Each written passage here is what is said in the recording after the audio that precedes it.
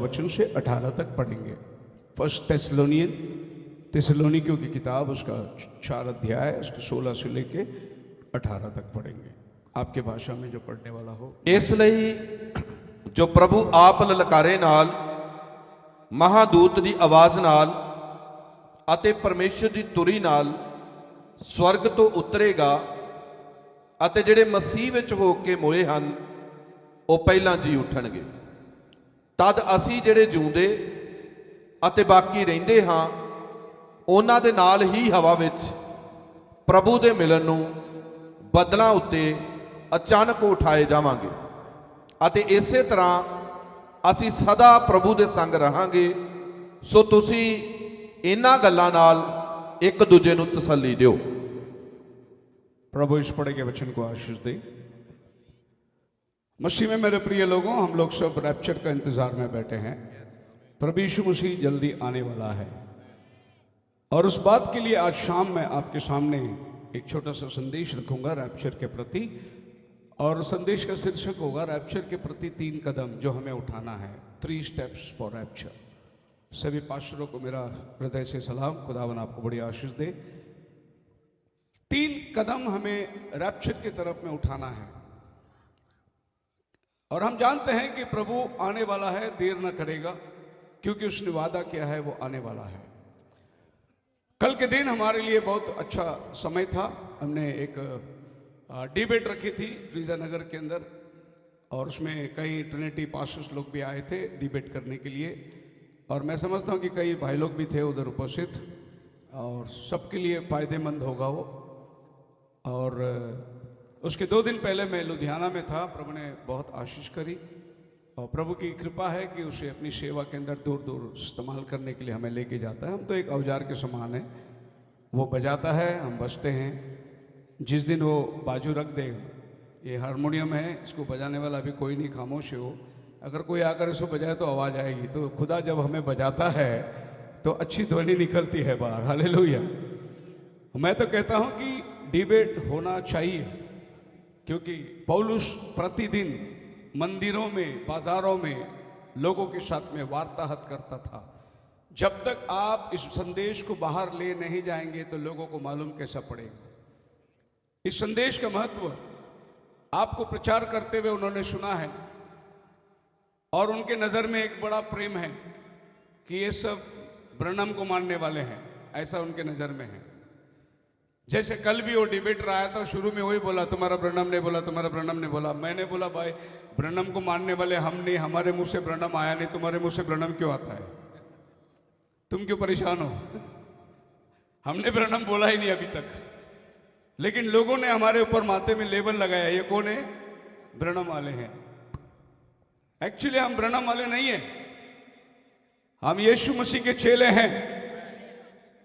ब्रनम का संदेश को मानते हैं क्योंकि वो जो बातें कही वो वचन से कहा है, और अगर आज भी कोई वचन से कहेगा हम उसको भी मानेंगे। और उसने वचन से ना दाएं ना बाएं मुड़ा, बिल्कुल उसने प्योर वचन को प्रचार किया, और जो कार्य उसके जीवन में हुआ है वो ये समय का दूत को दर्शाता है। नहीं, हम नहीं ब्रनम को मानते हैं, हमने बोला भी नहीं मानो करके। ये तो दुल्हन का खाना है, कौवा क्या खाएगा इसको?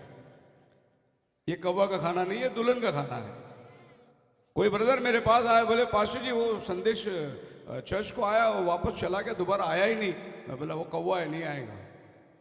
जो दुल्हन है उसको मनना चाहिए। हालेलुया। प्रभु यीशु मसीह के पास में 2 प्रकार के झुंड थे, एक मच्छी रोटी खाने वाले थे और एक बंद कमरे में उसका रोटी देह और मांस खाने वाले थे। हालेलुया।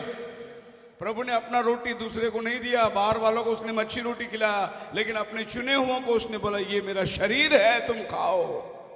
हम शरीर खाने वाले हैं, जो वचन देहधारी होकर आया हम वो खाने वाले लोग हैं। मच्छी रोटी खाने वाले जो हैं वो चिन्ह चमत्कार के पीछे चलने वाले, उनको शारीरिक लाभ चाहिए, उनको शारीरिक गरज तो पूरा होना चाहिए। आज हम शारीरिक गरज को नहीं जानते क्योंकि हम लोग रैप्चर में जाने वाले लोग हैं। ये थोड़ा समय का शरीर है, दुखमय शरीर है, लेकिन हमें एक अनुकूल अविनाशी शरीर मिलने वाला है। उसमें ना मरण है ना बीमारी है, उसमें कोई दुख नहीं, कोई मरण नहीं। हालेलुया। एक अनंत काल का शरीर जो वचन से बनाया हुआ है, वो शरीर हम परिधान करने वाले हैं। इसलिए इस शरीर की चिंता हमें नहीं है, हम एक हमारे आत्मिक शरीर का इंतजार कर रहे हैं। अगर कोई विश्वासी हो जो बाइबल पढ़ता हो, उसको यह जरूर समझ में आना चाहिए हम अंतिम दिनों में बैठे हुए हैं।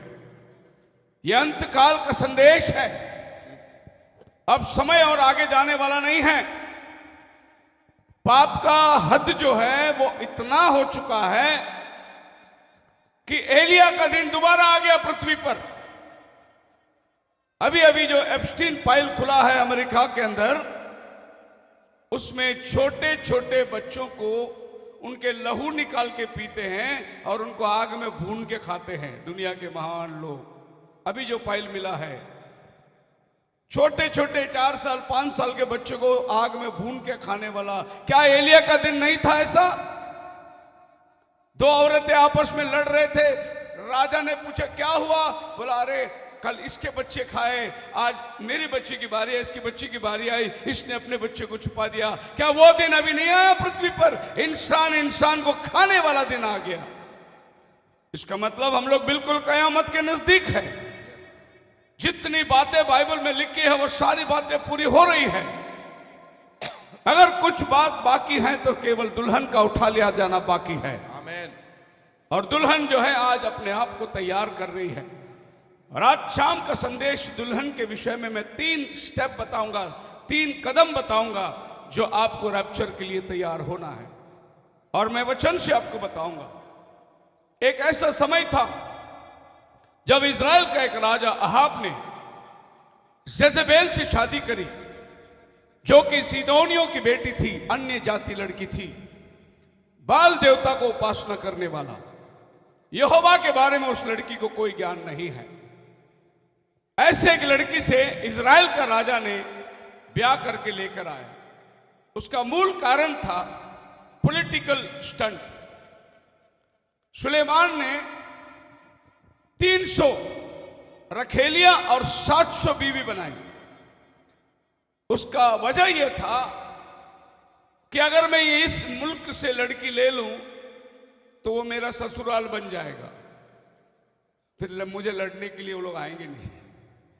अगर मैं यहां से लड़की ले लूं तो वो भी मेरा ससुराल बन जाएगा, वो भी मेरे ऊपर चढ़ाई करने को नहीं आएंगे। तो उसने जिन मन चाहे देश में से लड़की लेके आया ताकि सब उसके ससुराल बन जाए। अब भला ससुराल दामाद के घर में क्यों जाके लड़ेंगे? तो सुलेमान ने सोचा कि बीवियां बनाते गया 700 हो गए और 300 रखेलियां हो गई। यही सुलेमान सबोपदेशक किताब में लिखता है कि मैंने 1000 पुरुषों में एक पुरुष पाया लेकिन एक भी स्त्री नहीं पाया।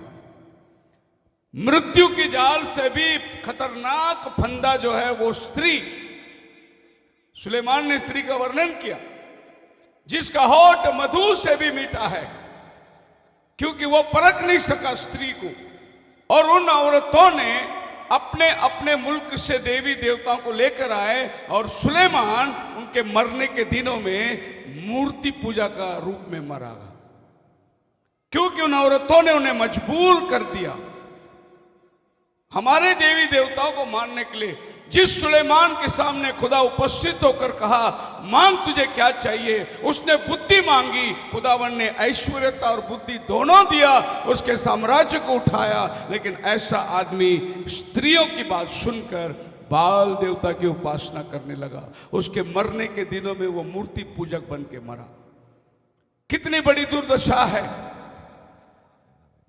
हवा ने आदम को मजबूर किया वो फल खाने के लिए, नहीं तो आदम, बाइबल कहता है 1 तीमुथियुस 2 अध्याय 12 वचन, आदम बहकाया ना गया, हवा बहकाने में आकर अपराधी नहीं ठहरी। आदम अपराधी नहीं था, लेकिन स्त्री को बाइबल बोलता है अपराधी नहीं ठहरी। सो बाइबल कहती है कि अहाब एक ऐसे समय में, जबकि वचन कहता है कि तू अन्य जातियों में से कोई स्त्री ब्याह ना करना, लेकिन इसने अन्य जातियों में से स्त्री ब्याह करके लाया। अब जब जेजेबेल आई तो वो अपनी बाल देवता को साथ में लेकर आई और उसने 400 नबियों को भी अपने साथ लाया और उसके लिए एक बाइबल कॉलेज बनाया और वहां बाल देवता की उपासना करने वाले नबियों को रखा। कुल मिलाकर जेजेबेल की कोशिश थी समस्त इज़राइल जो यहोवा को मानती है वो मेरी देवी को मानने या देवता को मानने को मजबूर करेगी वो, इसीलिए उसने ये चाल खेली। और आप अब जब शादी कर लिया तो अभी फंस गया उसके हालात में। जेजेबेल कैसी थी करके हमें नहीं मालूम, गोरी थी या काली थी या लंबी थी हमें नहीं बताता बाइबल, लेकिन जेजेबेल एक बात को दर्शाती है, बहुत धूर्त थी वो। इतना धूर्त थी कि वो षड्यंत्र बनाने में माहिर थी। और अहाब ने जेजेबेल को शादी करके मूर्ति पूजा के धर्म को अपने अंदर लेकर आया। रानी होने के वजह से उसने अपना अधिकार को पूरी तरीके से इस्तेमाल किया। एक विश्वासी अगर अविश्वासी को लेके आया होता तो वो औरत तो एक साधारण औरत रहती तो वो इतना कुछ नहीं कर पाती जितना रानी कर सकती थी। उसने अधिकार को इस्तेमाल किया रानी होने की वजह से, क्योंकि उसका विरोध कोई कर नहीं सकता, कोई नबी उसका विरोध कर नहीं सकता, कोई याजक उसके विरोध कर नहीं सकता। लेकिन एक एलिया था जो उसका विरोध करने के लिए तैयार हो गया। हालेलुया। इसी को बोलते हैं एलिया का आत्मा। और हम अपने नबी के दिनों में कहते हैं कि एलिया की आत्मा नबी के अंदर था, क्योंकि नबी किसी से डरता ही नहीं था। वो अमेरिका में रहकर उस अमेरिका देश को कहता था तू वेश्या है। किसी की हिम्मत नहीं होती थी उसको पूछने के लिए तेरा भी तो अमेरिका है, तेरा ही देश है, बोले नहीं ये वेश्या है। इतना हिम्मत किसी को नहीं होती। उस अमेरिका शहर में रहकर जहां स्त्रियों का बाल काटना साजिक था, हर स्त्री बाल काट के पुरुषों की तरह रहती थी, लेकिन ना नबी का 1100 संदेश में आपको कम से कम 1100 बार उसने औरत के बारे में बोला ही है कि बाल मत काटना। वो डरता ही नहीं था किसी को, उसको मेंबरशिप की परवाह नहीं थी। लोग मेरे चर्च छोड़ के जाएंगे इस बात का उसको चिंता नहीं था। और मैं समझता हूं कि नबी के संदेश में जो पास्टर लोग हैं आप लोग भी ऐसा ही होना चाहिए। इतना कड़ाई से प्रचार करना है कि लोग चर्च छोड़ के चले जाएं। हालेलुया। और प्रचार करना है आपको ये बात की। हाँ? रोटी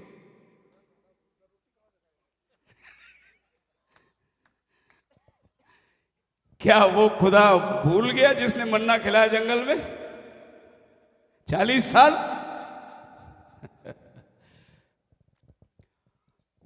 अच्छा, रोटी सेकने की मुसीबत है इधर। फिर आप प्रभु का सेवा नहीं कर सकते, फिर आप प्रभु की सेवा नहीं कर सकते, आपको दो स्वामी का सेवा करना पड़ेगा। हालेलुया। आप मेरे साथ हैं? ओके। मुझे नहीं मालूम कितना फरवरी 26 में इधर किया हूं, याद नहीं मुझे, फिर भी काफी साल हो गया है। मैं फिर भी आज स्टेज में खड़ रह के बोलता हूं अगला फरवरी 26 में आप मुझे नहीं बुलाएंगे, मुझे कोई परवाह नहीं, मगर मैं जो बोलना है बोल के जाऊंगा। मुझे नहीं परवाह, मुझे आपकी रोटी की चिंता नहीं है। हालेलुया। लेकिन जो बोलना है वो मैं बोलूंगा जरूर, क्योंकि मुझे हिसाब आपको नहीं देना, मुझे हिसाब मेरे प्रभु को देना है। क्या जाके तूने प्रचार किया मेरे प्रभु को मुझे बताना है। और मुझे देखना है कि आज हम लोग को सच। एक एलिया वहां खड़ा हो गया। एट दिस पॉइंट एलिया बोलता था हे रानी दुष्टता का काम मत कर। अहाब को बोलता था तू अपनी पत्नी की बात मत सुन। सबसे पहले तो तूने गलती किया कि तूने अन्य जाति के साथ शादी करी। पहला कोरिन्थियन 6वें अध्याय में लिखा हुआ है 12, 13, 14, 15 उजाले का अंधियारे के साथ कोई संबंध नहीं है, मसीह का बलियाल के साथ कोई संबंध नहीं है, और मूर्तों का मंदिर के साथ कोई संबंध नहीं है, और विश्वासी अविश्वासी के साथ कोई संबंध नहीं है। पौल कहता है कि यह संबंध हम बना नहीं सकते। आप खुदा के नाज़ीर के रूप में बुलाए गए हैं, आपको वैसा जीना है। जैसा सिमसोन जीता था, उसके सर में 7 लट्टें थी। जब वो चलता था बाजार में, लोग कहते थे ये नाजिर है, ये मसीही है। लेकिन वो भी एक औरत डिलाइला के हाथ में फंस गया। हालेलुया।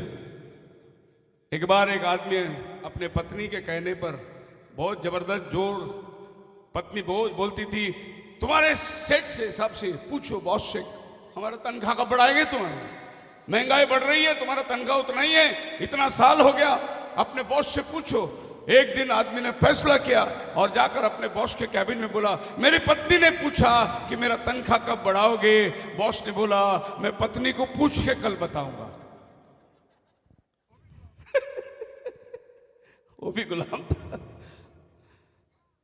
मैं उनसे पूछ के तुमको बताऊंगा। फिर अगर आज चर्च में ऐसी हो कि कोई सिस्टर ने पास्टर को कुछ सवाल पूछा और पास्टर बोली मैं पत्नी को पूछ के बताऊंगा, वो बिल्कुल वही कंडीशन हो गया कि चर्च में भी सब औरत के हिसाब से चलते हैं और पास्टर भी औरत के हिसाब से ही चलता है। बोलो हालेलुया। देखो मेरी पत्नी इधर आई है, किधर बैठी है मुझे मालूम नहीं, किधर बैठा है, अगर बैठी है तो हाथ दिखाओ, किधर बैठी है? वो स्पीकर के पास बैठी है, वो मेरी पत्नी है। पत्नी को पत्नी की जगह में रखना है, लेकिन बहुत लोगों को स्टेज में लाके दिखाने की आदत पड़ी है। पास्टर भाई भी और पास्टर की पत्नी भी। पास्टर की पत्नी का काम स्टेज में नहीं है, वो अपना आके गपचूप बैठ जाती है जिधर बैठना है सिस्टर लोग के साथ में। अगर मैं भी कभी देखता नहीं, मेरे को लोग पूछते पत्नी आई क्या, मैं बोला इधर ही होगा, किधर देख लो मिल जाएगी। लेकिन लोगों को आदत है कि पास्टर को भी पत्नी को भी स्टेज में लाना। पत्नी का जगह स्टेज नहीं है। भाई ब्रनम ने बोला पत्नी की जगह किचन है, ऑफिस भी नहीं है उसका जगह। ब्रदर ब्रनम ने बोला अगर कोई औरत काम करना भी चाहती है तो किसी हॉस्पिटल में काम करे, यानी मरीजों की सेवा होगी, या तो किसी स्कूल में काम करे, बच्चों के साथ उसका जीवन बिताए। लेकिन जहां पुरुष चलते हैं वहां स्त्री काम ना करे, क्योंकि हर एक की दृष्टि आज बुरी नीयत है। और बाइबल कहता है बुरी नीयत से देखे तो व्यभिचार हो जाता है।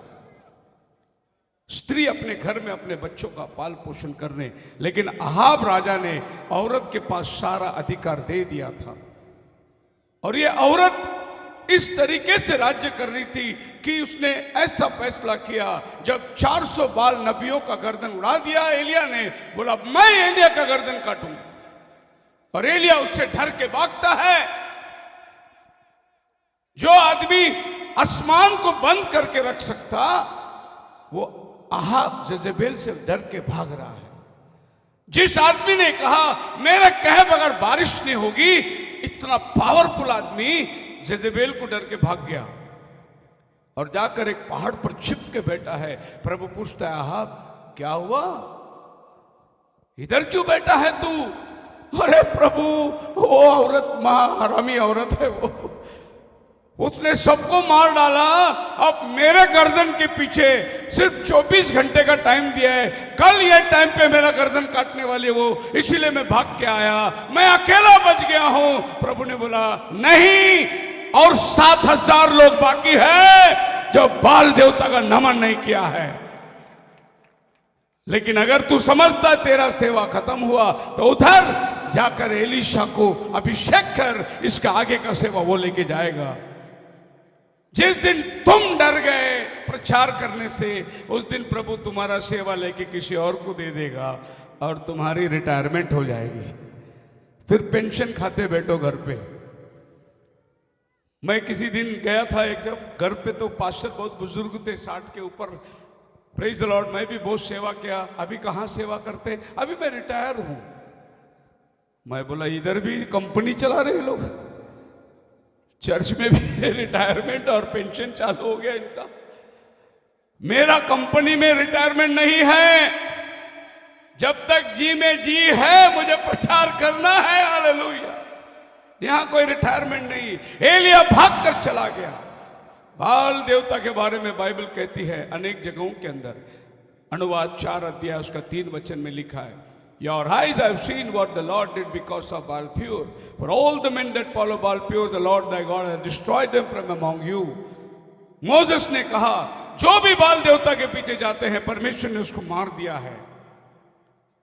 Jezebel also persecuted the prophet of God, attempting to silence those who resisted her. जो भी जेजेबेल के खिलाफ में बात करे तुरंत उसको मौत की सजा, तुरंत, और नबी हो कोई भी हो बोले उसको मार डालो। और मसीह में मेरे प्रिय लोगों, जेजेबेल ने जो गलती अहाब के घर में आकर किया, यही गलती इतिहास को मुड़ के देखिए, इतिहास के अंदर क्या हुआ देखिए। और यही काम आज कलीसिया काल के अंदर हो रही है जो उन दिनों के अंदर इज़राइल में हुई थी। वो अन्य जाति कलीसिया नहीं थी, लेकिन अन्य जाति औरत आकर यहूदी कलीसिया को खत्म कर दी। और आज एक अन्य जाति दुल्हन को प्रभु ने चुना है, लेकिन इतिहास के साथ में देखो क्या हुआ है। गौर से सुनिए, मैं हिस्ट्री के साथ में इसको मिक्स करके बता रहा हूं कि वो घटना आज हमारे बीच में कैसी होती है। हमारा नबी बताता है, notice just as Ahab married Jezebel during the time of great dark age of Israel. Israel के अंधकार के समय में जैसा अहाब ने जेजेबेल को शादी किया, he brought idolatry into Israel. Israel के अंदर उसने मूर्ति पूजा लेकर आया। A very type of today. नबी कहता है बिल्कुल आज के दिन भी वैसे ही हुआ। क्या हुआ? Just in the dark ages when we come out through the early apostles, second round, third round, over into the dark age, 1500 years.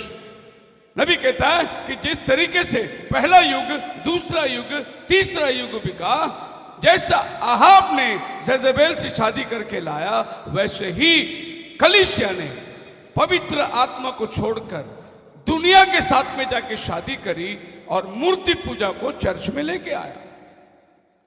पहली सदी, दूसरी सदी, तीसरी सदी, 300 सदी के अंदर कलीसिया ने दुनिया के साथ में शादी किया। यह दुनिया के साथ में जो शादी हुई वो निश्चयन बैठक थी 325 में, और दुनिया के तमाम लोगों को एकत्रित करके उस निश्चयन बैठक के अंदर अभी हम लोग क्या करना चाहिए, जबकि मूल उपदेश जो प्रेरितों के द्वारा प्रचार किया था उसको बाजू करके अभी उन्होंने निश्चयन बैठक के अंदर बहुत सारी चीजों को लेकर आया। और अगर मैं आपको बताऊं तो आप देख सकते हैं, ये थी कैथोलिक आइडोलिटी। सब मूर्त की उपासना चर्च के अंदर आ गई। मूर्ति पूजा, मरियम का पुतला आ गया अंदर, यूसुफ का पुतला आ गया, यीशु का पुतला आ गया, सभी संत लोग जो मरते थे उनका पुतला आ गया, ये सब चर्च के अंदर आ गई। कौन लेकर आया? उस दिन जेजेबेल ने लाया, आज कैथोलिक ने लेके आया। आप मेरे साथ है? इतिहास दोहराता है। और कलीसिया जो जिंदा खुदा के पीछे चलने वाला अब मूर्तों के पीछे चलने लगी। अब हार पहनाने लगे मरियम को, मोमबत्ती जलाने लगे और नबीना मास पढ़ने लगे, माला जपने लगे। जो अन्य जाति जपते थे वही माला चर्च में लाया, खाली नाम बदली किया, बाकी सब वही है। रीत और रिवाज वही करने लगे। वहां अगरबत्ती जलाते थे, इधर मोमबत्ती जला रहे हैं। वहां हार फूल चढ़ाते थे, इधर भी हार फूल चढ़ाने। कलीसिया के अंदर उपासना करने का तरीका बदल गया। ये कौन औरत थी? उस निश्चयन बैठक के अंदर बैठी हुई एक औरत, और जो सच्ची कलीसिया के अहाब के बच्चे थे, सच्ची शिक्षण वाले थे, उन्होंने उनके साथ में शादी कर ली और दुनिया एक मिलावट के अंदर आ गया। अब आपको अजीब लगेगा, क्या ये चर्च जो बनाया ये संतों ने बनाया? पौलुस ने बनाया? पतरस ने बनाया? नहीं। चर्चेस बनने लगी 300 सदी के बाद, जब कंस्टेंटाइन ने मन फिराया, उसके बाद चर्चेस बनने लगी। क्योंकि कंस्टेंटाइन राजा था, उसके पास जमीन थी, पैसा था, वो कन्वर्ट हो गया। उसने सबको बोला, ये जमीन लो, पैसे लो, चर्च बनाओ, जमीन लो, पैसे लो, चर्च बनाओ। कोई प्रभु का संत ने चर्च नहीं बनाया था। और ये चर्च के अंदर जो बनाने वाले थे कैथलिक ऑलरेडी आ चुके थे, पागन धर्म और मसीही धर्म दोनों एक हो चुके थे। जैसा आहाब और जेजेबेल एक हो चुके थे, वैसा ही यहाँ पर मसीही लोग मूर्ति पूजा के साथ में एक हो चुके थे। अब कंस्टेंटाइन सोच रहा था कि मैं जिस डायना देवी को मानता हूं उसी तरीके से ये लोग को मरियम देवी मानना सिखा दूं। तो उसने डायना को चर्च में लाया और बोला ये तुम्हारा मरियम है। अब लोगों को मरियम बनाकर, उसके मन में तो डायना ही देवी थी वो। शेमिरामिस निम्रोद की माता और निम्रोद की पत्नी यही शिक्षण को पागन धर्म फॉलो करते थे। जब वो मसीह में आ गया, उसी धर्म को अंदर लेकर आया और अब चर्च मूर्तों से भर गया। अभी लोग संतों के पास प्रार्थना करने के लिए चले जा रहे हैं। अब राजा ने बोला कि तुमको अभी यीशु के पास नहीं आना है, पहला तुमको मरियम के पास जाना है।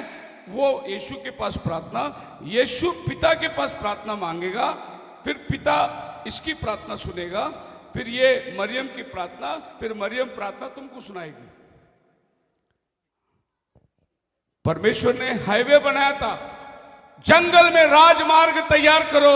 इन्होंने राजमार्ग छोड़ के शॉर्टकट रास्ता बना दी, गली कुचे बना दी। अभी चर्चों में सिखाया गया, जवान लड़कियों तुमको अगर पति चाहिए तो सेंट फ्रांसिस के पास जाके मांगो। तो सभी कैथलिक लड़की लोग गोवा जा रहे सेंट फ्रांसिस के पास में अच्छा दूल्हा दे करके बोलने को। अगर तुमको बीमार हो गया तो बतमौली में जाओ, 9 हफ्ता मोमबत्ती जलाओ, तुम्हारी बीमारी ठीक होगी। और वहां पर आप जाओगे कभी बॉम्बे में माहिम चर्च में, उधर मोमबत्ती आपको हाथ के शेप में मिलेगा, पैर के शेप में मिलेगा, खोपड़ी के शेप में मिलेगा। मतलब आपको जो बीमारी है, समझो हार्ट की बीमारी है तो हार्ट वाला मोमबत्ती जलाओ, आपको पैर की तकलीफ है तो पैर वाला मोमबत्ती जलाओ। क्या यीशु ने ऐसा बोला? यीशु ने यूहन्ना 14:14 में क्या बोला? जो कोई मुझसे मेरे नाम से मांगेगा मैं उसे करूंगा। अब कौन सा पतरस ने मोमबत्ती जला के प्रार्थना करी? फिर ये जो जला रहे हैं ये कहां से आ गए? जेजेबेल ने लाया और पूरी मसीही दुनिया के अंदर उसको मिश्रण में डाल दिया। सो जेजेबेल बहुत होशियार थी और आप समझे इसके पीछे इतिहास बहुत बड़ा है। और बाइबल में लिखा है, मैंने उस वेश्या को खाट में डाला और उसकी बेटियों को भी, यानी ये वेश्या की बेटियां भी हैं, फिर जो इनके अंदर से निकले वो इनकी बेटियां मानी जाती है। 1500 सदी में एक बहुत बड़ा हादसा हुई थी, उसको कहते हैं प्रोटेस्टेंट निकली वहां से। लेकिन आज वो प्रोटेस्टेंट ग्रुप फिर से कैथलिक के जाके साइन करके 500 साल के बाद वापस वो लोग एक हो गए। बोले अभी हम लोग एक है। मेरे पास लैपटॉप में सब मसाला है, आप बोलेंगे तो मैं डाल के दिखाऊंगा। आप बोलते होंगे नहीं नहीं हम तो मेथोडिस्ट है, हम कैथलिक नहीं है, लेकिन तुम्हारा मेथोडिस्ट नहीं कैथलिक के साथ जाके साइन करके एक हो चुके हैं। नहीं नहीं हम तो लूथरन है, नहीं लूथरन जाके साइन करके एक हो चुका है। क्योंकि ये सबको WCC में जाना है, वर्ल्ड काउंसिल ऑफ चर्चेस में जाना है। वर्ल्ड काउंसिल ऑफ चर्चेस कब स्थापना हुई? 1946 में, जब 44 की विश्व युद्ध शुरू हुई। उस समय कलीसिया ने सोचा कि अभी हम सब लोग एक हो जाएंगे कि अगला विश्व युद्ध ना हो, इसलिए उन्होंने वर्ल्ड काउंसिल ऑफ चर्चेस बनाए। उस चर्च की कानून क्या है पता है आपको? आपको जो करना है करो, आपका जो प्रार्थना है, विधि है, बपतिस्मा है, जैसा भी आपका विश्वास है आप चलाओ, खाली आप हमारा मेंबर बन के रहो। यही है WCC। हालेलुया। यह WCC को हमारा आइज़ाया नबी ने आज से 2700 साल पहले देख लिया था। पढ़िए आइज़ाया का 4 अध्याय का 1-2 वचन पढ़िए। इशाया 4 अध्याय। कोई है बाइबल पढ़ने वाला? इशाया 4 अध्याय 4 1 2 3 पढ़ो। उस दिन, हाँ जी, उस दिन 7 औरत एक मर्द से कहेंगे हम खाएंगे अपना, पहनेंगे अपना, हम अपना कपड़ा पहनेंगे। यही तो आज चर्चों में हो रही। स्त्री बोले हम अपना पहनेंगे, अपना खाएंगे, अपनी मर्जी से चलेंगे, आप खाली हमारा पति बन के रहो। यही तो WCC बोलता है, आपको जो करना है करो, खाली आप हमारा मेंबर बन के रहो। और आज परिस्थिति वही हो गई, हम खाएंगे अपना, पहनेंगे। कितने औरतें 7 कलीसिया काल, ये 7 कलीसिया काल में जितनी औरतें हैं सब WCC के मेंबर बन गए। नबी ने कहा अगर कोई उसका मेंबर नहीं बनेगा तो सिर्फ एक ही है, यीशु मसीह की दुल्हन जो है ना वो WCC की मेंबर कभी नहीं बनेगी। वो अपने आप को अलग रखेगी। हालेलुया। क्योंकि वो अपने पति की खाएगी, अपने पति को पहनेगी, अपना यीशु जो कहता है वही वो करेगी। लेकिन वो कहते हम अपनी मर्जी से करेंगे, चलेंगे। तो ये WCC के अंदर सब लोग आकर एक हो चुके। यही निश्चय फादर का काम था। और वहां पर से बहुत सारी ऐसी बातें शुरुआत हुई। मेरे पास टाइम नहीं कि मैं हर बातों को कह सकूं, मैं आगे बढ़ना चाहता हूं। एक दिन अहाब राजा ने नाबोत नाम का एक व्यक्ति के पास में, उसकी खिड़की से जब वो देखता था तो उसकी दाग की बारी बहुत सुंदर दिखाई देती थी। उसने जाके बोला कि मेरे को दाग का बारी दे देना। नाबोत ने बोला नहीं, ये तो हमारा परंपरा का जगह है, मैं ये जमीन बेचूंगा नहीं, ये मेरे बाप दादों का जगह है। अहाब बड़ा नाराज हो गया और आकर घर में सो गया। उसकी पत्नी बोली राजा इजराइल का क्यों दुखी है, खाना नहीं खा रहा है, जिद कर रहा है अहाब। जैसे बच्चे जिद करते नहीं, मेरे को खिलौना नहीं मिलेगा तो मैं खाना नहीं खाऊंगा, ऐसा राजा अहाब सो गया, मैं खाना नहीं खाऊंगा, मुझे वो खेती चाहिए जो नाबोत की खेती है। अहाब रानी ने बोला राजा खा पी ले, विश्राम कर, मैं खेती लेके दूंगी तुझे। और अहाब ने खाना पीना खाया, देख रहा था कि इजराइल जेजेबेल करेगी क्या। जेजेबेल ने क्या किया, यहूदियों के पास से रीत के अनुसार 2 झूठी गवाहों को तैयार किया, पैसे दिए और उनसे कहा कि ऐसा सुनो, नाबोत ने यहोवा के विरुद्ध में बात करी है, उसका निंदा किया है, तो बाइबल में लिखा है यहोवा का जो निंदा करेगा उसको पत्थरवार करके मार डालो। ऐसे 2 सबूतों को तैयार करी और उनसे झूठ बुलवाई और लोग ने नाबोत को लाकर पत्थरवार करके मार डाला। और अहाब रानी उसकी कागजात लेकर अहाब को दे दिया। जैसे पहले बोले ले खेती मिल गया तुझे, नाबोत मर गया। कैसे मारी नाबोत को, वो मेरा काम है। हालेलुया, वो मैं करूंगा। तुझे खेती चाहिए था ना, ले ले खेती। दाग की बारी अहाब को। लेकिन अहाब को ये नहीं मालूम कि एक झूठ की रचना करके एक सज्जन आदमी का खून करवाया था। उसी तरीके से आपको मालूम नहीं जितने इतिहास के अंदर मारे गए वो सब रोमियो के द्वारा मारे गए। झूठी आरोप लगाकर उनको कत्ल कर दिया गया।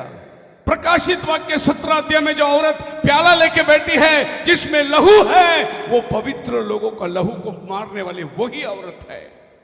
जैसे जेजेबेल ने सभी संतों को मार दिया था, एलिया अकेला बच गया करके एलिया भाग के गया, सभी संतों को उसने उड़ा दिया था।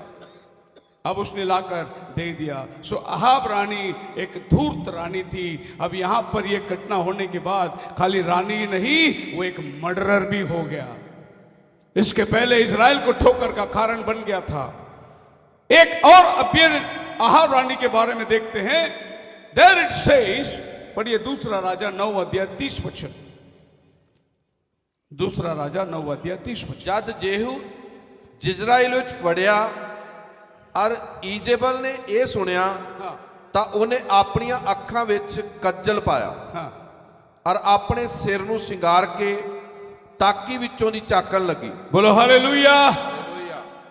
अपने आंखों में काजल लगाई, होठों में लिपस्टिक लगाई, गालों में लाली लगाई और खिड़की से देख रही है कि कौन आ रहा है। Praise the Lord.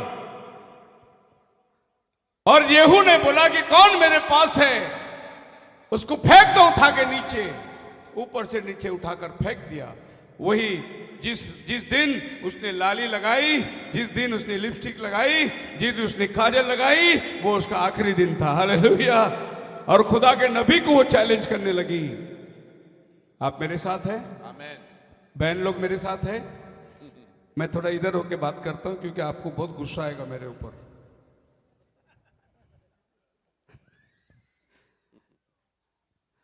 ब्रदर लोग आप उधर मत देखो। जब सिस्टर लोग जाती ना मार्केट में, उनको बोलो लिपस्टिक लाएगा तो घर के अंदर नहीं आने का। यही तो लगाई थी जजेबेल रानी। आपका बाइबल बोलता है पहला ब्यूटी पार्लर किसने बनाया? मैं बहुत सारे पंजाबों में ये बात को देखा कि मीटिंग में आए सभी सिस्टर लोग जय मसीह की बोल रहे। यही सिस्टर लोगों को मैंने शादियों में देखा लिपस्टिक छुपा के जा रहे हैं। मैं बोला ये बहन तो पहले जय मसीह की बोली थी। अच्छा शादी है करके लगा लिए। नहीं, शादी हो या ना हो, तुम विश्वासी है, विश्वासी ही रहना है। आमेन। एक जैसा रूप रखो, तुम खुदा के बेटी और बेटियां हैं, नहीं तो तुम जजेबिल की बेटी कहलाओगे। आप मेरे साथ है? ओके, मुझे बोलने में डर नहीं क्योंकि आप दशमलव मुझे नहीं देते हो, आपका पास्टर को देते हो। अब आगे का आपका ऊपर है, देना नहीं देना वो आपके ऊपर है, लेकिन मेरे को तो बोल के जाना है सच्चाई। आप मेरे साथ है? बुरा मत मानो, मैं जो बोल रहा हूं रैप्चर में जाने का पायरी दिखा रहा हूं। अगर आपको रैप्चर में जाना है तो ऐसा चलना पड़ेगा। हमें दुनियादारी नहीं चाहिए। जैसे जजेबेल ने अपनी देवी देवताओं को भी लाया और यहां पर अहाब को भी फरमाया, ऐसे दुगुना चाल नहीं चाहिए। आप या तो विश्वासी बनो या तो अविश्वासी बन के रहो। आप अपनी मर्जी से चल सकते हैं, हर एक को आजादी है, लेकिन जब आप प्रभु में आए, बपतिस्मा लिए, विश्वास में आ गए, संदेश को मानने लगे, एक पास्टर के अधीनता में आप रह रहे हैं, तो अभी आपको दुनिया छोड़ना बहुत जरूरी है। कब तक चलोगे ऐसा? हालेलुया। मैं एक बार पुणे के शहर में बाइबल स्टडी ले रहा था और उस दिन ऐसा हुआ था कि एक बहुत बड़ा खिलाड़ी था और उसकी पत्नी और वो दोनों बाइबल स्टडी में आए थे। और जो हमारे जिसके रूम में मैं बाइबल स्टडी चलाता था, उसने मुझे बोला पास्टर जी आज बहुत बड़े खिलाड़ी आ रहे हैं और फैमिली को मैंने इनवाइट किया बाइबल स्टडी में। मैंने बोला बहुत अच्छा भाई, तो वो लोग आएंगे तो ब्रदर बहुत बड़ा काम हो जाएगा। मैं बोला प्रभु की मर्जी हो तो जरूर। और जब वो आके बैठे, मिलाया प्रेज द लॉर्ड, मुझे नहीं मालूम था लेकिन नाम भी नहीं मालूम था। और उसी दिन मैं एपिस्करास की देवी के ऊपर बात कर रहा था, प्रकाशित वाक्य 2 अध्याय 3 अध्याय चर्च। और मैंने वहां बताया था कि प्रेरितों के दिनों में हेल डायना करके आती है, हेल डेन डायना करके। एक डायना की देवी थी इफिसुस की, और वो डायना देवी कैसी थी, कैसी स्वर्ग से गिरी, उसका रूप क्या था, ये लोग इतिहास में क्या मानते थे। और मैंने लास्ट में बोल दिया हमारे क्रिश्चियन लोग डायना नाम कैसा रखते हैं अपने बेटी को, मेरे समझ में नहीं आता, ऐसा बोल दिया। बाइबल स्टडी उठते ही वो दोनों उठ के भाग गए क्योंकि उसका नाम था डायना। और उसको लगा कि मेरे बारे में पास्टर बात कर रहे हैं। मुझे नहीं मालूम था कौन डायना बैठी है, लेकिन मैंने डायना देवी के ऊपर बात किया था। हालेलुया। और आज कितने लोग ये मीटिंग से उठ के जाएंगे मुझे नहीं मालूम, लेकिन जो खुदा के बेटी है वो बैठेगी और वो आज वादा करेगी ये दुनियावी चीज को मैं आज से हाथ नहीं लगाऊंगा। आमीन।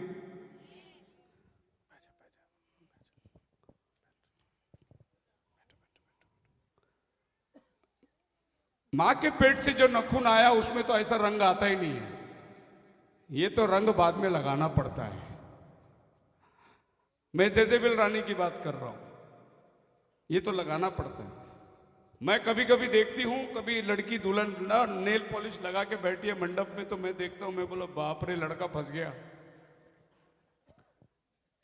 ऐसी नेल पॉलिश रख के क्या ये बर्तन मांजती होगी क्या, कपड़े धोती होगी क्या? उस लड़के को देख के मैं बोलता हूं तेरी मजबूरी है, अभी तेरे को कपड़ा भी मांजना पड़ेगा, बर्तन भी धोना पड़ेगा, क्योंकि ये नेल पॉलिश लगा के बैठेगी। हालेलुया। सो मैं नेल पॉलिश देखेगा तो मत सोचो मेरे को अच्छा लगा रहे बहुत जबरदस्त कलर है ना, मैं बोले 1 नंबर की सुस्तर लड़की है ये। काम काज करने से चोरी करने वाली लड़की यही है। आप मेरे साथ हैं?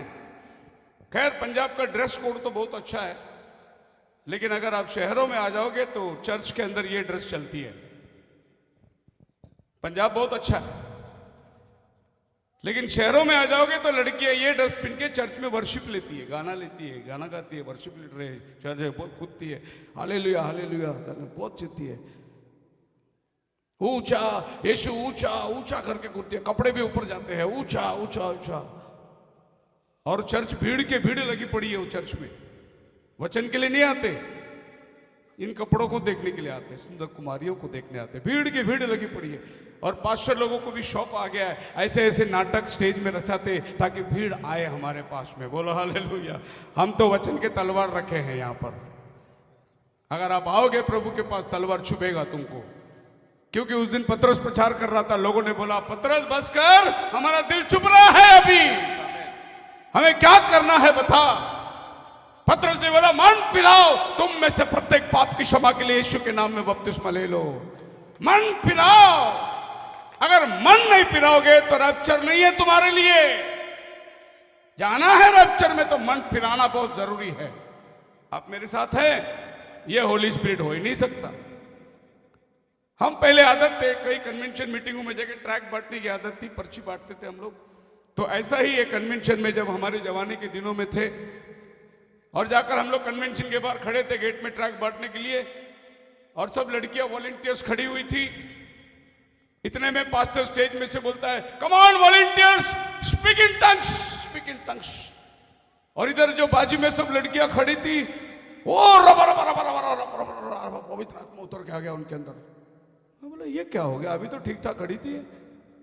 खाली स्टेज में से पास्टर ने बोला कमान यूथ लोग, वाली अन्य भाषा में बात करो, तो सारे के सारे अन्य भाषा में बात करने लगे। लेकिन उसका हुलिया देखेगा तो लगता नहीं पवित्र आत्मा इसमें आया होगा। उसके कपड़े, उसके सैंडल, उसकी नखरे देखेगा तो लगता नहीं पवित्र आत्मा आया होगा उस पर। लेकिन पवित्र आत्मा आ गया अन्य भाषा में, और लोगों को एक झूठा आश्वासन मिल रहा है कि मेरी बेटी अन्य भाषा में बोल रही है। अन्य भाषा आने के लिए तुम्हारा जीवन, आप मेरे साथ हैं? हाँ, ये बोतल में अगर पानी डालना है तो बोतल साफ होना जरूरी है ना। अगर मैला वाला बोतल रहेगा, मट्टी रहेगा, उसमें कोई पानी डाल के पिएगा क्या? फिर पवित्र आत्मा प्रभु कैसे तुम्हारे बर्तन में डालेगा? तुम्हारा बर्तन गंदा है। वो पवित्र आत्मा को आना है तो तुम्हारा जीवन शुद्ध होना चाहिए ना, तुम्हारा जीवन पाक होना चाहिए, तभी तो पवित्र आत्मा तुम्हारे अंदर आएगा। तो ये सब काम चर्च में लाने वाला कौन था? वो ये अहाब की पत्नी यजेबेल थी, और आज का मॉडर्न क्रिश्चियनिटी जो कि सब ये गंदगी को चर्च में लेकर आ गया। और उस दिन येहू ने बोला फेंक दो उसे, यजेबेल को उठा के फेंक दिए गए। एलिया ने कहा था कुत्ते तेरे मांस खाएंगे। और इससे पहले कि यजेबेल के शरीर को उठाने के लिए आए, कुत्ते ऑलरेडी खा चुके थे उसको।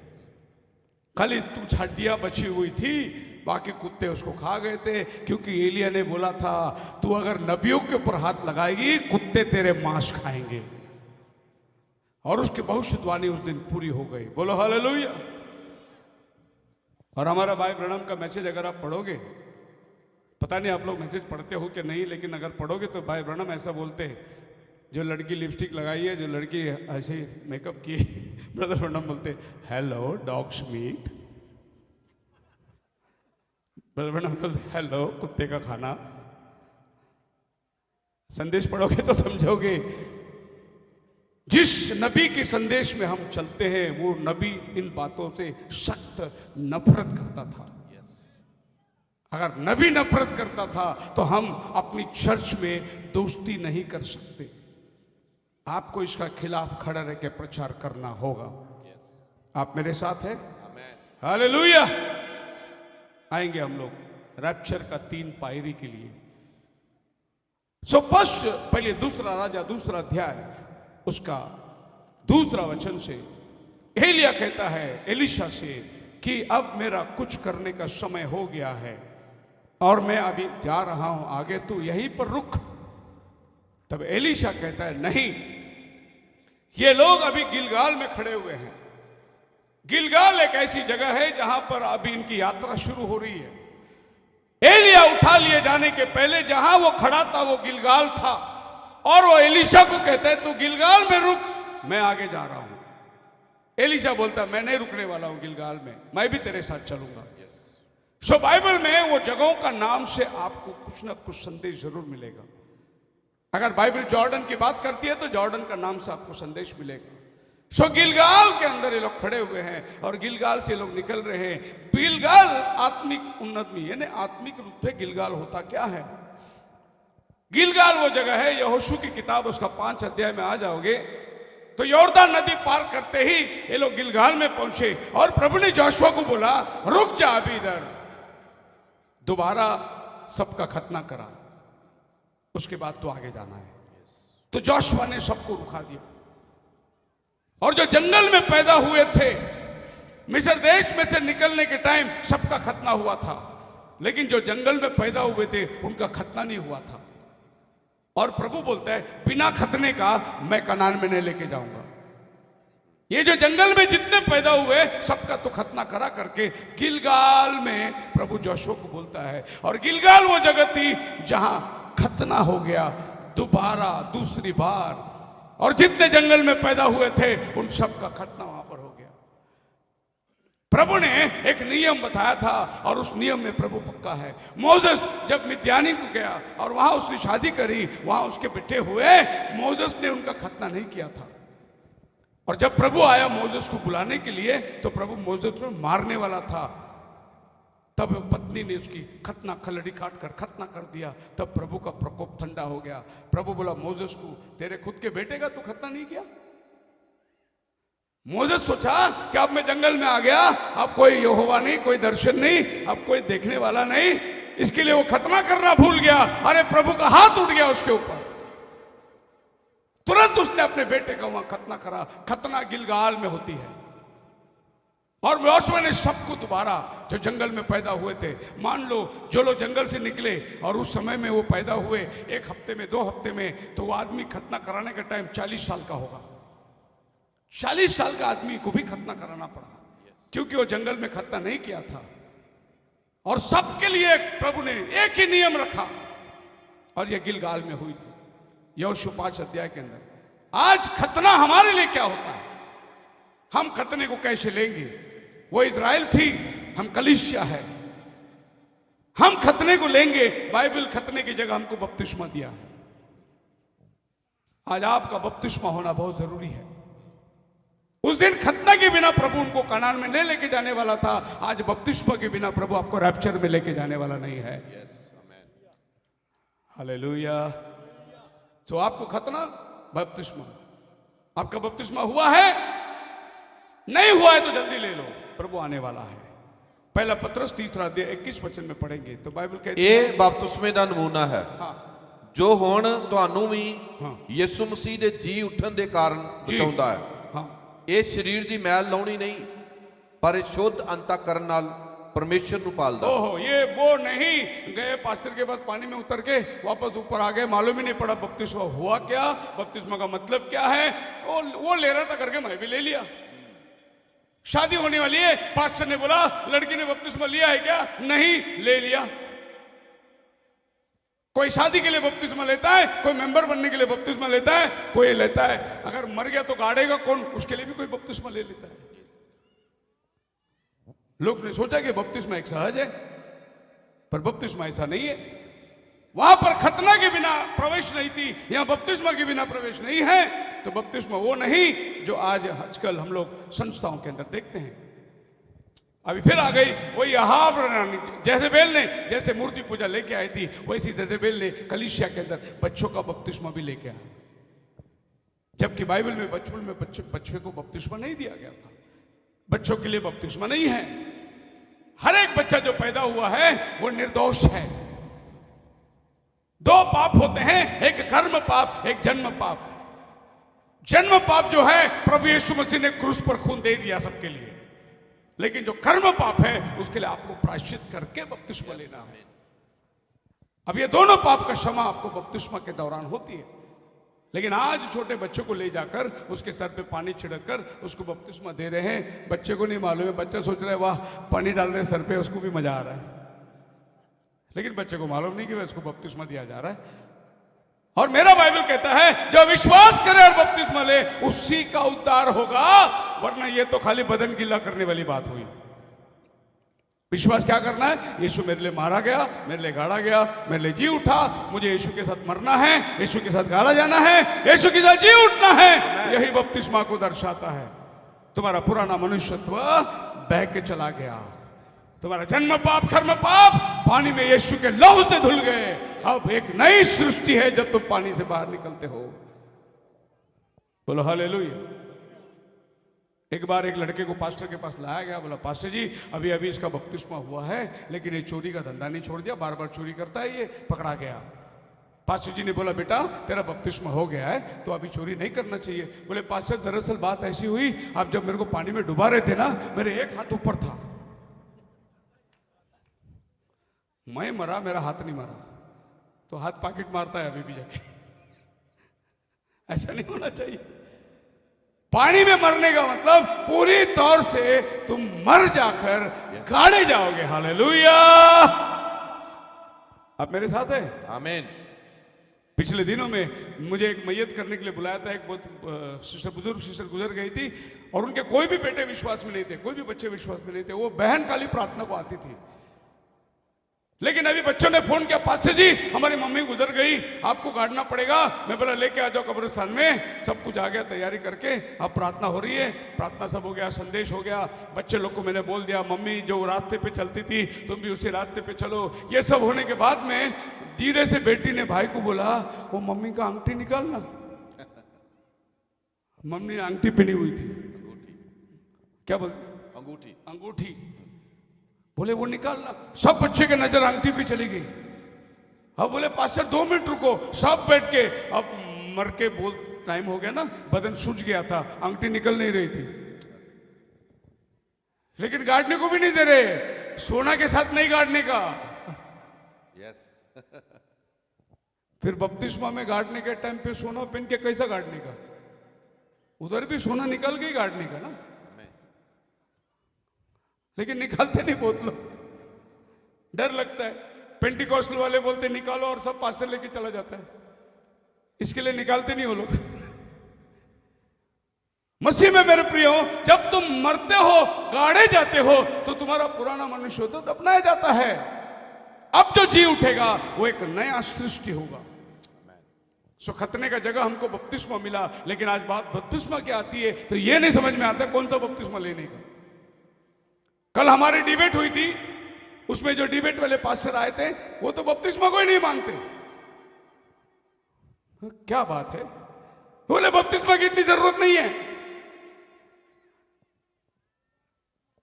एक जार हमारे पास्टर जी ने पूछे थे सवाल, जब हम छोटे थे, एक ब्रदर बपतिस्मा लेके आए थे तो बोले कितने लोग का बपतिस्मा हो गया है? तो उसने भी हाथ उठाया, तो पास्टर जी ने बोला भाई आपको तो मैंने बपतिस्मा दिया नहीं। नहीं मेरा हो गया ना बपतिस्मा। आपने किस नाम से लिया? बोला मेरा ही नाम से लिया, मैं मेरा ही नाम से ले लिया। बोले तेरे नाम से? बोले यीशु ने बोला ना मेरे नाम से जो मांगो हो जाएगा, तो मैंने मेरे ही नाम से ले लिया बपतिस्मा। स्वर्ग के राज्य में नहीं जाएगा। एक ही नाम आसमान से नीचे उतरा है बपतिस्मा का, प्रभु यीशु मसीह के नाम से। हालेलुया। और एक पास्टर कल बोल रहे थे कि प्रभु यीशु का नाम से दिया है क्या? यीशु मसीह के नाम से दिया है क्या? प्रभु यीशु के नाम से दिया है। अरे यीशु नाम आना जरूरी है। लोगों को गुमराह करने के लिए अनेक तरीके वापरते ताकि लोग इधर उधर गुमराह हो जाए। और ये बपतिस्मा का कोई तरीका है नहीं कि सर पे पानी छिड़क के बपतिस्मा देना। बाइबल कहता है यूहन्ना 3:23 के अंदर वो यहां एनोन में चला गया क्योंकि वहां पानी बहुत था।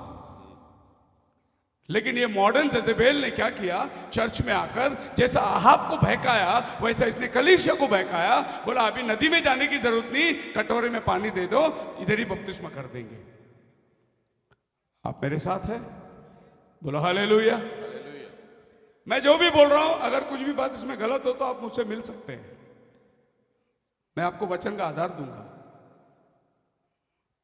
तो मसीह में याद रखना, वचन अगर कहता है तो आपको वैसा करना है। लेकिन जेजेबेल को इस बात की चिंता नहीं थी, क्योंकि वो दूसरे एक शिष्य को लेके आई थी। और बाइबल बोलता है यीशु वहां उतरा, यूहन्ना वहां पानी दे रहा था। पढ़िए आगे, प्रेरितों के काम 8 अध्याय का 38 वचन में लिखा है, फिलिप और खोजा दोनों पानी में उतरे, तो कटोरे से छिड़कने का बपतिस्मा नहीं हुआ। एक बहुत बड़ा आदमी बीमार था, कलीसिया काल की जब शुरुआत में, पहली सदी दूसरी सदी के बीच में। सो बीमार आदमी ने बोला मेरे को बपतिस्मा लेना है। उस टाइम पे पोप जो था, ग्रेगरी करके पोप का नाम था। और उसने क्या किया, बोला ठीक है, ये आदमी को अभी नदी में लेके नहीं जा सकते, आप कटोरे में पानी दो, मैं यहीं छिड़क दे बपतिस्मा दे देता हूं। और वहां से छिड़काव का बपतिस्मा कलीसिया ने अपनाई, और फिर कोई भी पानी में उतरने की तैयारी नहीं, छिड़काव का बपतिस्मा। लेकिन आपको बाइबल कहता है आपको डूब के बपतिस्मा देना है। अब ये किधर होती है? गिलगाल में होती है आपका बपतिस्मा। अब गिलगाल से आगे जा रहा है एलिया, और आगे कहां जा रहा है? दूसरा राजा 2:3 के अंदर कहता है कि मुझे अभी बेथेल को जाना है। पढ़िए अब, मुझे अभी बेथेल को जाना है। ये कोई छोटा सफर नहीं था, गिलगाल बेथेल। अभी गिलगाल से लोग बेथेल को जा रहे हैं, ये यॉर्दन नदी है। अब गिलगाल में एक बार खतना हुई थी, अब वो लोग बेथेल को जाने के लिए कह रहा है। लेकिन एलीशा जो है बोलता मैं तुझे नहीं छोड़ूंगा, मैं तेरे साथ चलूंगा। ये वो बेथेल जगह है जहां पर अब्राहम ने वेदी बनाई थी। 4 वेदी अब्राहम की, पहला वेदी उसने बेथेल में बनाया था। बेथेल का मतलब प्रभु का घर। बपतिस्मा लेने के बाद एक आदमी किधर जाना चाहिए? प्रभु के घर में जाना चाहिए। हालेलुया। गिलगाल में बपतिस्मा होती है, अब वो बेथेल को जा रहा है। बेथेल का मतलब है प्रभु का घर, और बेथेल इस बात की बहुत बड़ी गवाही देती है। आप पढ़ सकते हैं उत्पत्ति की किताब में, उसका 28 अध्याय, बेथेल में क्या हुआ था हम देखेंगे। और यह घटना आज हमारे साथ भी होना चाहिए जब हम गिलगाल को पार करते हैं। हालेलुया। सब जागरूक है ना? आमीन। ओके, आप लोग आपस में बात मत करिए, क्योंकि मैं बात कर रहा हूं। मेरा बात बंद होने के बाद आप लोग आपस में बात कर सकते हैं। अभी आप खाली मेरी बात सुनना है और आपको हालेलुया बोलना है। वचन पसंद आया तो आमीन बोलना है, नहीं समझ में आया तो भी आमीन बोलना है, क्योंकि बाद में प्रभु आपको समझाएगा। आमीन। खाली आपको ग्रहण करना है उसको। तो ये एक भगोड़ा था जो अपने घर से भाग रहा है, इसका नाम था याकूब। ਯਕੂਬ ਬੇਰਸਬਾ ਤੋਂ ਚੱਲ ਕੇ ਹੈਰਾਨ ਨੂੰ ਗਿਆ ਅਤੇ ਇੱਕ ਥਾਂ ਤੇ ਅੱਪੜਿਆ ਔਰ ਉੱਥੇ ਰਾਤ ਕੱਟੀ, ਕਿਉਂ ਜੋ ਸੂਰਜ ਡੁੱਬ ਗਿਆ ਸੀ। ਔਰ ਇੱਕ ਪੱਥਰ ਉਸ ਥਾਂ ਤੋਂ ਲੈ ਕੇ ਆਪਣੇ ਸਿਰਹਾਣੇ ਰੱਖ ਲਿਆ और उस थां लेट गया। सो ये आदमी जो है एक अड़ंगेबाज था। ये जब छोटा था तभी अपने भाई एसाव को फंसाया था उसने। एक कटोरे दाल के लिए बोला कि आज बड़ापन मुझे बेच देना। उसके बाद में जब इसकी पिताजी इसको आशीष देने का टाइम था, पिताजी ईसाक अंधा हो चुका था, तो उसने बेटों को बोला कि मैं जा शिकार करके ला, मैं तेरे को आशीष देना चाहता हूं। तो एसाव शिकार करने जंगल में गया। ये याकूब ने अपने माँ के हाथ से खाना पकाए और बाप के पास आया, बकरी का चमड़ा लगाकर बाप से झूठ बोला मैं एसाव है करके बड़ापन का आशीष लेकर उधर से भी भाग गया।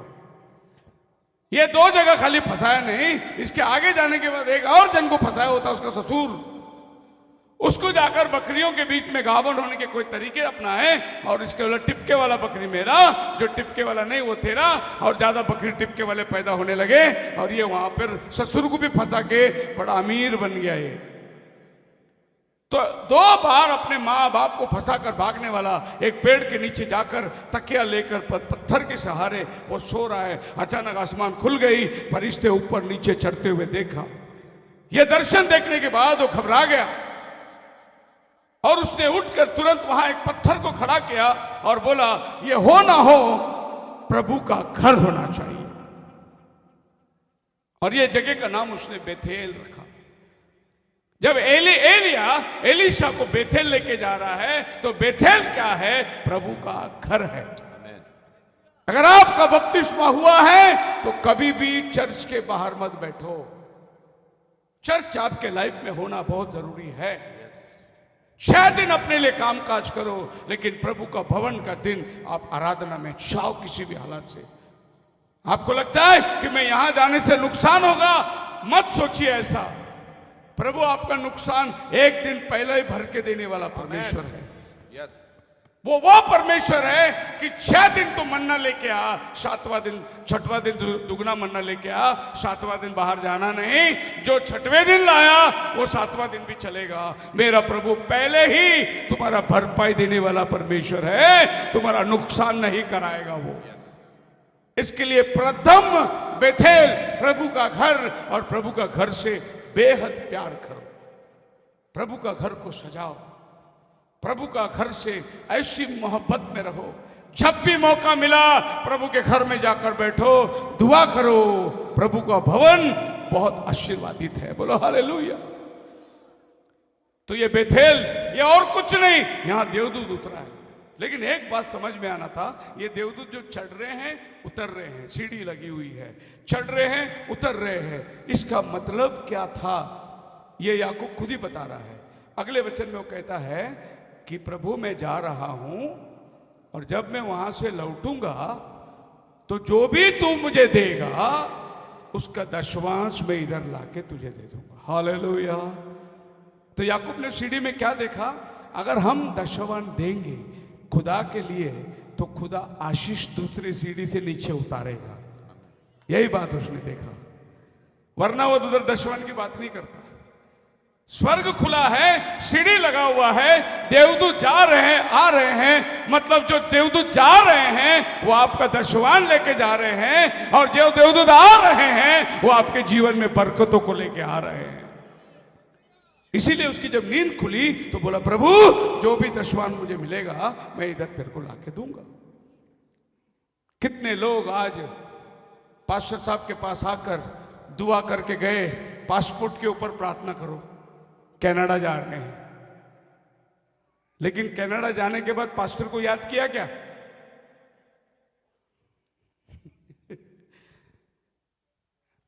पंजाब बोला तो कनाडा है ना।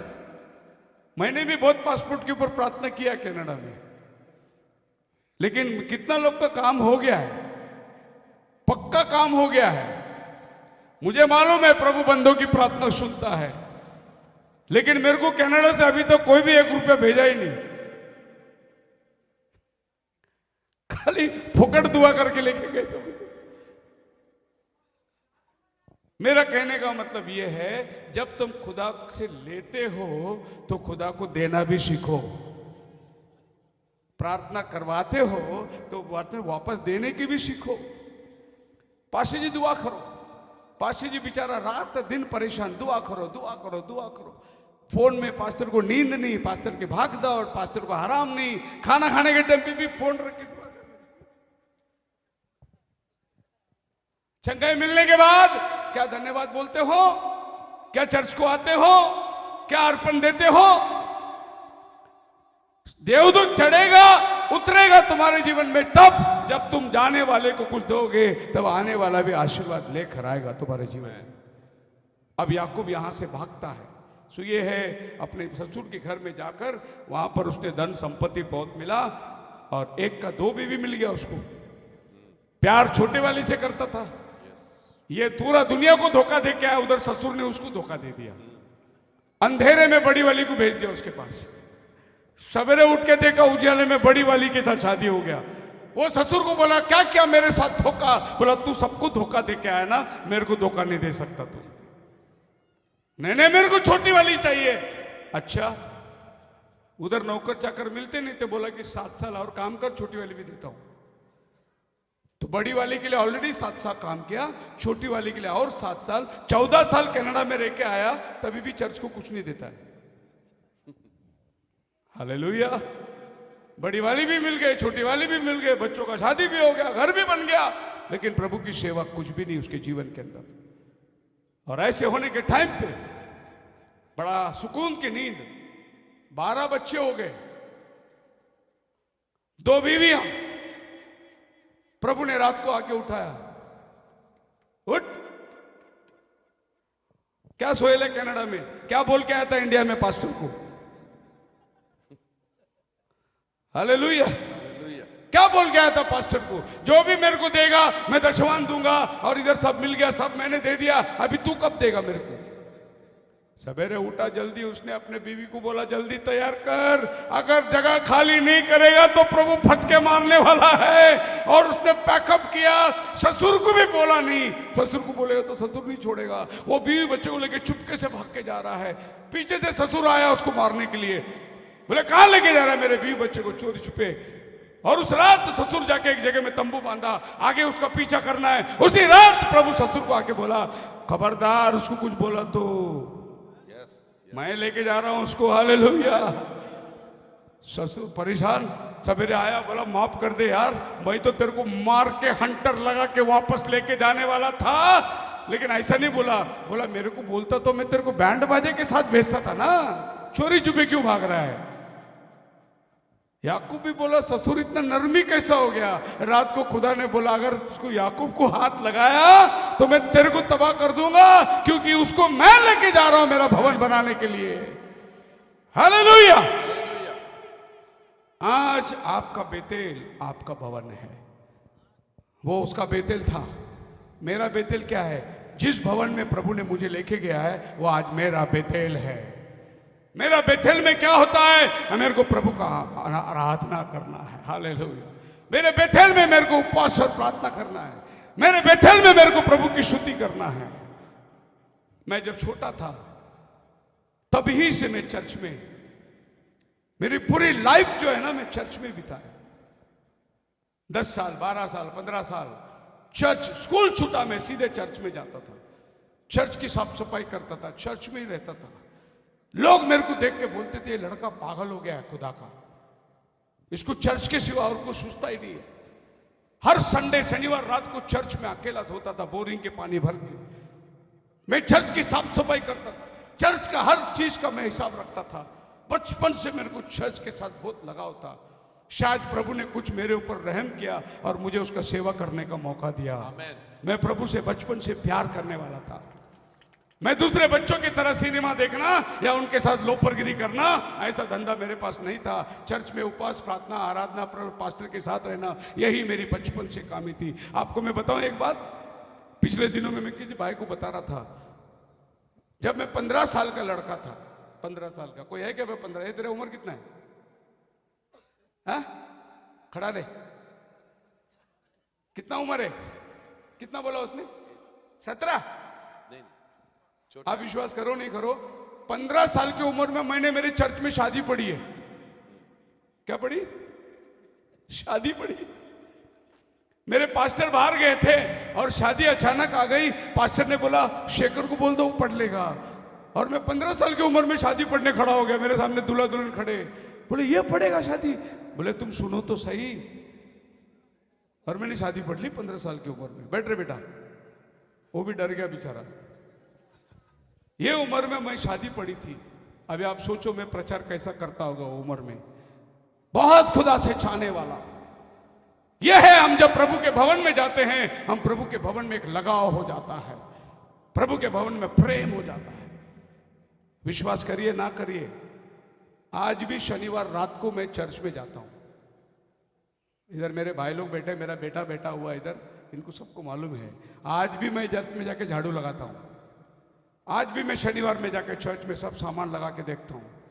बच्चे लोग काम करते हैं लेकिन मैं जाके बैठ के सब देखता हूं। आज भी मैं ये नहीं सोचता हूं कि आज मैं बहुत बड़ा पास्टर बन गया। नहीं, मेरा भवन से मेरे को उतना ही प्यार है जितना मेरे बचपन में प्यार थी। हालेलुया। भवन के प्यार में लग जाओ मसीह में मेरे प्रिय लोगों।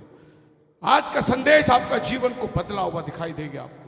प्रभु के भवन से प्यार करो। उसके बाद प्रभु के भवन में आपने क्या करना है? आपको दशवान देना है, आपके ऑफरिंग देना है, प्रभु के भवन को आत्मिक तौर से उठाना है। पास्टर को अपना दशवान रेगुलर देना है, क्योंकि याकूब ने बोला मैं जाऊंगा, जो भी तू मुझे देगा मैं उसका दशवांश ला के दूंगा। हालेलुया। रैप्चर का कदम बता रहा हूं मैं। और ये दूसरा पायरी है बेतेल ने, पहला गिलगाल से निकली, बेथेल में आए। और ये दशवान आपके जीवन के अंदर बहुत बड़ा काम करेगा। अभी बहुत से लोग यूट्यूब में बड़े लोग बोलते हैं नया करार में दशवान नहीं है, नया करार में दशवान नहीं है। अरे नया करार का इब्रानी निकाल के पढ़ो तो पौल कहता है 7वां अध्याय के अंदर, जो लेवी को दशवान लेने का अधिकार था वो लेवी ने दशवान दिया है करके पौल लिखता है, नया करार में लिखता है। बोलो हालेलुया। आपको समझ में आना चाहिए कि दशवान एक विश्वासी जीवन का हिस्सा है, वो नया और जुना करार से सीमित नहीं है। याकूब का दर्शन वो सबके पृथ्वी के लोगों के लिए था और पौल उसको समझा रहा है। जब मेलकीसेदेक से मुलाकात हुई थी, जब अब्राहम ने मेलकीसेदेक के पास गया, उसको रोटी और दाखरस दिया। मेलकीसेदेक कौन था? प्रभु यीशु मसीह था मेलकीसेदेक।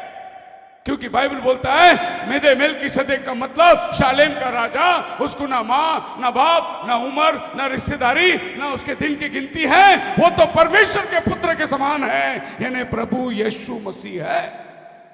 और अब्राहम जो हमारा बाप दादा ने उसको व्यवस्था दिया। अब याद रखना, जब अब्राहम ने दशवान दिया तो व्यवस्था नहीं थी, व्यवस्था तो मूसा के बाद आया। तो दशवान व्यवस्था में नहीं आती है।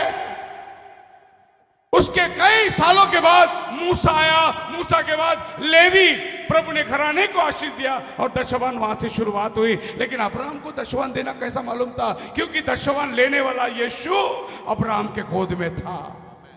इसीलिए कि बाप पौल एक बहुत बड़ी मिस्ट्री कहता है। एक और बात पौलुस बताता है, 1 कुरिन्थियों 9:9 के अंदर पढ़िए। बस टाइम हो गया काफी। एक और बात बोलकर मैं खत्म करना चाहता हूं। 1 कुरिन्थियों 9:9, ਕਿਉਂ ਜੋ ਮੂਸਾ ਦੀ ਸਰਾ ਵਿੱਚ ਇਹ ਲਿਖਿਆ ਹੋਇਆ ਹੈ हाँ ਭਈ ਤੂੰ ਗਾਹ ਦੇ ਬਲਦ ਦੇ ਮੂੰਹ ਨੂੰ ਸ਼ਿਕਲੀ ਨਾ ਝਾੜ। क्या कहता है? दौड़ने वाले बैल का मुंह मत बांधना, दौड़ने वाले बैल का मुंह मत बांधना। अभी आगे पौल कहता है प्रभु बैलों की चिंता थोड़ी, प्रभु ने हम बैलों के बारे में बात किया है। आमीन।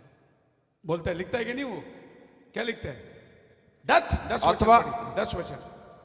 अथवा ਉਹ ਨਿਰਾਪੁਰਾ ਸਾਡੇ ਹੀ ਲਈ ਇਹ ਆਖਦਾ ਹੈ। हाँ जी, ਨਿਸੰਗ ਸਾਡੇ ਲਈ ਇਹ ਲਿਖਿਆ ਗਿਆ ਸੀ ਕਿਉਂਕਿ ਚਾਹੀਦਾ ਹੈ ਕਿ ਜਿਹੜਾ ਵਾਹੀ ਕਰਦਾ ਹੈ ਉਹ ਆਸਾ ਨਾਲ ਵਾਹੀ ਕਰੇ ਹਾਂ। ਅਤੇ ਜਿਹੜਾ ਗਾਉਂਦਾ ਹੈ ਉਹ ਹਿੱਸਾ ਲੈਣ ਦੀ ਆਸ ਨਾਲ ਗਾਏ। क्या लिखा है? ऑल टुगेदर वो हमारे बारे में लिखा है। मतलब पौल बोलते हैं हम है वो बैल जो लोगों के लिए भागते हैं, प्रार्थना करते हैं, लोगों की जरूरतों को भेंट करते हैं। हम है वो बैल। अगर बैलों का मुंह मत बांधना करके बोले ना प्रभु, तो हमारा मुंह मत बांधना, मतलब आप दशवान देना करके पौल अपनी कलीसिया को सिखाता है। हालेलुया। हालेलुया। आप मेरे साथ हैं? ये बोझा उठाने वाले बैल है, इनका मुंह मत बांधना। अगर आपने पास्टर को बोले पास्टर जी घर में आएंगे दुआ करने, बहुत जरूरत पास्टर आने का है, और पास्टर को खाली हाथ मत छोड़ना। कम से कम उसकी गाड़ी की पेट्रोल का इतना पैसा तो दे देना, क्योंकि उसने उसको खर्च करके तुम्हारे घर में आया है। यही ये बोलता है पौल, मुंह मत बांधना, उसका मतलब उसकी हर जरूरतों को तो पूरा करना। हालेलुया। आगे जाएंगे हम लोग, 2 राजा 3 अध्याय का। वहां बेतलवासी आए और एलीशा को बोले एलिया के साथ कुछ होने वाला है आज, तुझे मालूम है कि एलिया उठा लिया जाएगा। कौन बोल रहे? बेथेलवासी, जो बेथेल के नबियों के बच्चों ने बोले कि एलिया जाने वाला है। एलीशा बोलता है तुम खामोश रहो, मुझे मालूम है सब। तो ये बेथेलवासी कौन है मालूम है आपको? जो लोगों को मालूम है एलिया जाने वाला है, लेकिन वो एलिया के पीछे नहीं जाएंगे। ये वो मूर्ख कुमारी है जिनके पास तेल है, दीवट है, जिनके पास पवित्र आत्मा है, लेकिन वो रैप्चर में नहीं जाएंगे। वो पीछे छूटने वाले लोग हैं। ये वो मूर्ख कुमारी है जो बेथेल वासियों में बैठे हुए हैं और कहते हैं एलीशा से एलिया जाने वाला है, मालूम है क्या? वो बोला मुझे मालूम है, तुम तुम्हारा काम देखो। उनकी इच्छा नहीं है कि वो जाए, वो बोले तू जा, और एलीशा आगे जा रहा है। दूसरा कदम एलिया बोलता है एलीशा को, हमको जेरिको जाना है।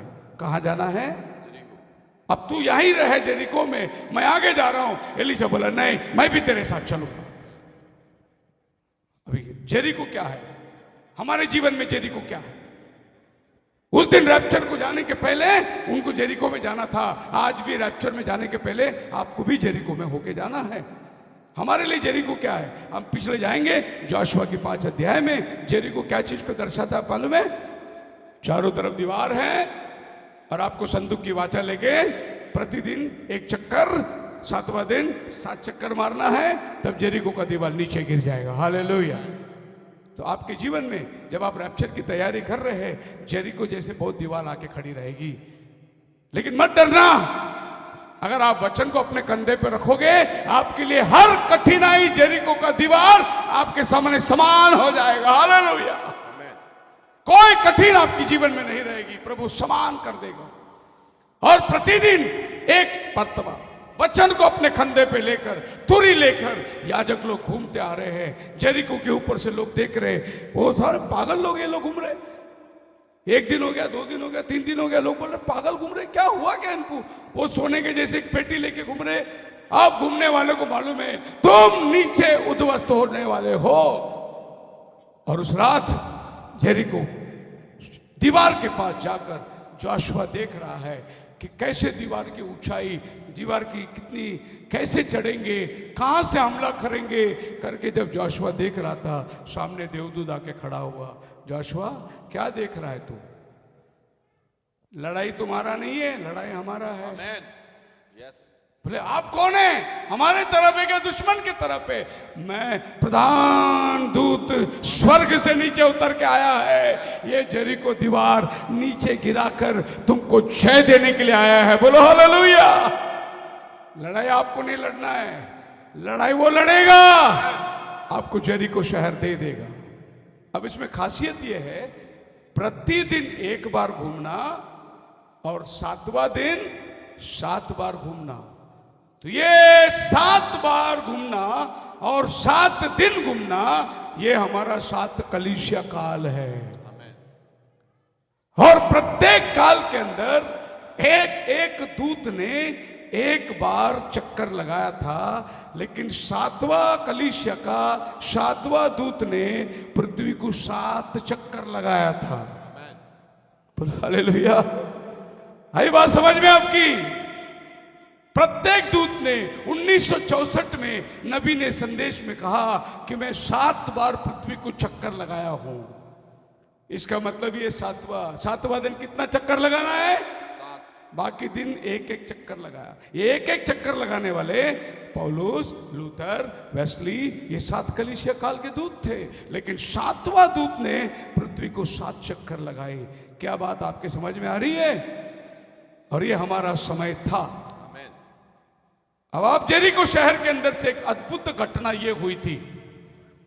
उस शहर में जब 2 जासूस लोग गए थे, उनको राहाब वेश्या ने उनको छिपा के रखी थी, और उन्होंने लाल डोरी दिख रहा है कि जब चढ़ाई होगी, ये लाल डोरी तू खिड़की में बांध के रखना, तू और तेरा घराना बच जाएगा। वो राहाब ने लाल डोरी रखी थी। जब चढ़ाई हुई तो वो लोग जाकर राहाब को बाहर लेकर आए। बोलो हालेलुया। ये 7 चक्कर, 7 कलीसिया काल। 7 कलीसिया काल में प्रभु ने क्या क्या मालूम है? एक अन्य जाति राहाब को, जो आप और हम दुल्हन है, प्रभु ने जेरिको के बाहर निकाल दिया। हम कौन है? अन्य जाति। राहाब कौन थी? अन्य जाति। कब निकाली गई? 7 चक्कर के बाद। आप और हम कब निकले? 7 कलीसिया के बाद। प्रभु ने हमको बाहर निकाल दिया। हम अन्य जाति दुल्हन के रूप में चले आ गए। बोलो हालेलुया। एक और विशेष बात क्या हुई थी पता है आपको? जब जेरिको दीवार गिरी थी नीचे, वो बहुत बड़ी दीवार थी। जेरिको दीवार के ऊपर राहाब का घर था, और वो दीवार पे 8 रथ एक साथ चल सकती है, इतना चौड़ा दीवार था। जेरिको शहर बहुत अपने आप में आश्वासन रखे कि हमें कोई कुछ नहीं कर सकता। लेकिन जब ये जेरिको दीवार गिरा था, इतिहासकारक लोग बोलते हैं, जो जेरिको शहर के पत्थर को देखने गए, सुनिए बहुत अद्भुत बात है। जब जेरिको दीवार गिरा तो वो पत्थर कैसे गिरी मालूम है? 1 2 3 4 पायरी बन के गिरी, ताकि यहूदी लोग वो पायरी में चढ़ के सीधे गए जेरिको शहर को उड़ाने के लिए। तो वो देवदूत जो रात को आए थे, उन्होंने जेरिको दीवार को यूं नहीं गिराया, एक एक पत्थर लेके सीढ़ी बना के दिया उनको। क्योंकि जो दूसरे आज जो साइंटिस्ट जाते हैं बोले यार ये इतना पत्थर पत्थर सीढ़ी कैसे लगा के रखा है। परमेश्वर ने उनको चढ़ने के लिए आसान बना के पत्थर को भी संभाल कर प्रभु ने रखा और वो जाकर चढ़ के जय पाए। अब आगे जाएंगे, तीसरा पायरी, 2 पायरी हो चुका है, एक बेथेल था, दूसरा जेरिको था, तीसरा पायरी यॉर्दान नदी है। अब यॉर्दान नदी क्या चीज को दर्शाता है? एलिया कहता है एलिया को तू यार रुक, मैं जा रहा हूं आगे। एलिशा बोलते नहीं मैं भी आऊंगा, और उसने जाकर अंगोछा मारा, यॉर्दान नदी 2 भाग हो गया।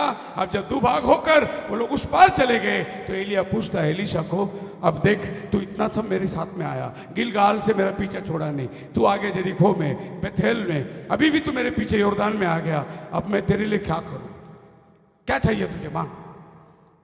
एलिशा ने बोला तुझ में जो आत्मा है उसका दुगना सामर्थ्य चाहिए। हालेलुया। वो चाहिए तो जो मांग सकता था, और एलिया अगर बोलता था मिल गया तो सब मिलता था, लेकिन उसने बोला नहीं, जैसा तू आहाब का, जेजेबेल का सामना किया वैसा मुझे भी राजाओं का सामना करना है, लेकिन तेरे अंदर जो ताकत है उसका दुगना ताकत मुझे चाहिए, मैं भी इनका सामना करने के लिए खड़े हो सकूं। Hallelujah hallelujah.